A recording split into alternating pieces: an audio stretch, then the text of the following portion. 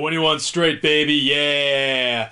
Hey, it's Lee here with the Longbox Radio poll list for February the 15th of 2012, the day after Valentine's Day. Perfect day for some comic books.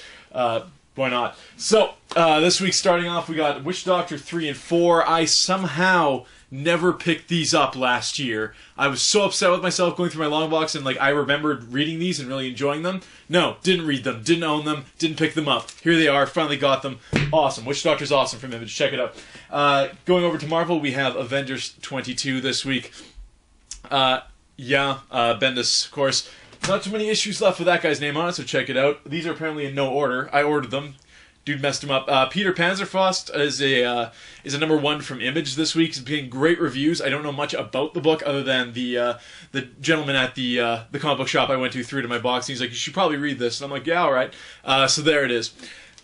I'll talk about that next podcast, of course. The New Avengers, issue 21. This has been a really, really fun book as of late. And there we have the Dark Avenger, Thor, presumably taking out the New Avengers. So kind of excited to read that one. Invincible Iron Man, 513. Recently, Matt Fraction was interviewed, and I believe he said, something happens to Tony's character by the end of this that actually makes him put the suit away, as it were, which is kind of grafted into his skin. So I don't know how that works, but Invincible Iron Man, 513, nonetheless, been a great book. I really enjoyed Matt Fraction on that book. So yeah, Avenging Spider-Man. Number 4, we're still going with Zeb Wells' writing. However, our artist has changed. Now, the interiors still look pretty good with Zeb Wells writing it. Zeb Wells, rather. I'm sure it'll just be just as good. But they just come with a digital copy at no extra cost to you. And rather than put the whole thing in a plastic bag now and kill Mother Nature, we now just have these cool little stickers you rip off the back, and there's your digital code there. So really enjoyed the first 3 issues of this book, and I'm sure I will like this one as well. Wolverine, 301. Been a great book as well. We're back to the old numbering, stuff like that. Jason and Aaron still in the book, so definitely check it out. If you've ever wanted to get into Wolverine, or you don't like the character or something like that, and you want to read someone who writes them very well, Jason Aaron's run on Wolverine has been great. Go back to when he started at number 1 and definitely check it out. I'm not talking about number 1 of 300. It's number 1 of 30 or so, I think, when they started the renumbering. So, Uncanny X-Men, number 7, again counting down to Avengers vs. X-Men. I've been enjoying this book. I like the art and the story for the most part, so sticking with that one for now. Ultimate Comics X-Men number 7. Lots of cool stuff happening in this book. Another book that comes with a free digital copy, so thanks, Marvel. But that's that one right there. Of course, Nick Spencer's writing that one. Pretty cool stuff. Winter Soldier number 2. I picked up the first one. I actually really enjoyed it. And I'm not one for, as I said last time, Bucky or Cap or any of those characters. This is pretty neat. And the art's pretty amazing too. So Ed Brubaker's on Winter Soldier, and he's taken to Twitter, and he really enjoys that people are enjoying this book, and I'm counted amongst them. Venom, again, we get a Venom issue every week this month for the Circle of 4 story. This is part 3, or 13.2. That is so confusing. I've talked about that before, but there it is. Working on the collage here. We had Ghost Rider to the side here, and then Red Hulk will be standing here, and you can lay them all out, post them on your wall, whatever you're going to do. But it's actually been a pretty cool story. I enjoyed last issue, even though it actually wasn't written by Rick Remender. They're kind of swapping out writers. So this one is last name Williams. First name, I'd have to crack the book open. Sorry, but been enjoying it so far. Thunderbolts. 170, again, just one of the most consistent books on Marvel's roster. There's not much else to say. If you've been reading it, you know it's good. If you haven't been, you can jump on pretty much anywhere at this point. It does a good job of summing up what's happening at the beginning of each book, but definitely check out Thunderbolts going forward. Daredevil from Mark Waid, issue 9. This book's been super cool as well. We haven't really had an issue recently. The last one we had was a time with Spider-Man, and then before that was kind of like a weird Christmas issue. So kind of get back into the grid of things.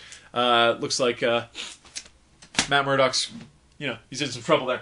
Going over to Amazing Spider-Man, really neat cover. I like this one.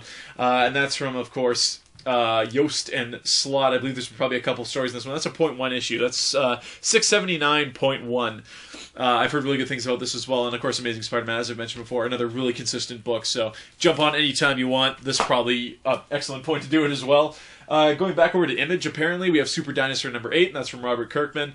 Just a Saturday morning cartoon show of a comic book. Really enjoying it. I've picked up all the issues so far and been reading them, and I don't want to really drop the book. That's a book that, if I ever have, a kid, I want to be like, hey, you want to get into comic books? Like, let's ease them in with Super Dinosaur and stuff like that. That's pretty cool. So, keep on it, man.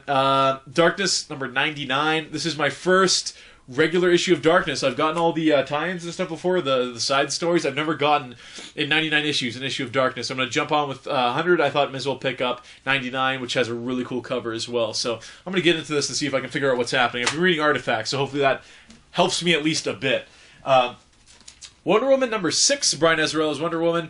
Been a super really cool book. Hoping something actually starts to happen in this book, because it's kind of been just going in circles. But the art's super neat, the writing's super cool. Been enjoying Wonder Woman. Supergirl number 6. Still on this book. Last week I dropped Deathstroke. This was also kind of on the chopping block. I'm going to give it a couple more tries, at least to finish the arc run. Now, last one had a crazy cliffhanger, so I don't want to leave Supergirl quite literally hanging there. Going over to DC Universe Presents, Dan DiDio's bringing us this one, and of course they're moving on from the Dead Man storyline, which I really liked. And this is Challengers of the Unknown. So the art looks super cool. The cover was kind of intriguing. So I'm gonna try that one out and see how that one goes. Over to Judd Winnick's Catwoman number 6. You've heard us talk about it on the podcast. You know the ups and downs of this book. Let's just put it on the ground. Hell yes. Scott Snyder's Batman, Greg Capullo on art and stuff like that. If you read the last issue, how will this book live up to what the last issue kind of established? I don't know, but I've heard it does. So looking forward to reading this one probably first this week. Batman's been amazing. Good on you guys for that book. So that cover's pretty badass as well. So that's it for books this week, but there's more. Marvel has re-released their Marvel Universe Legends line, which is usually the ones that came with, like, there would be a 6-figure set, and they'd each come with a piece of a bigger figure to get you to buy them all. They're bringing it back, and thanks to Krista for a late Valentine's Day present, I got the Thor here, which, strangely enough, if you look on the back here, is one of the characters that does not come with a piece of the main character here. But who do we have? We have Steve Rogers, we have Hope Summers, Extremist Iron Man, Claw, Constrictor, Ghost Rider, and Thor. Claw and Constrictor, just get them out of the way now. I guess the figures look great, but does anybody want a Constrictor action figure? One fan of it. This Thor looks friggin' fantastic. Look at that. That's awesome. So, I'm going to tear this up, put it somewhere in the room here. You'll probably see it in future videos. The Steve Rogers and the Iron Man also look pretty cool, so I might pick them up.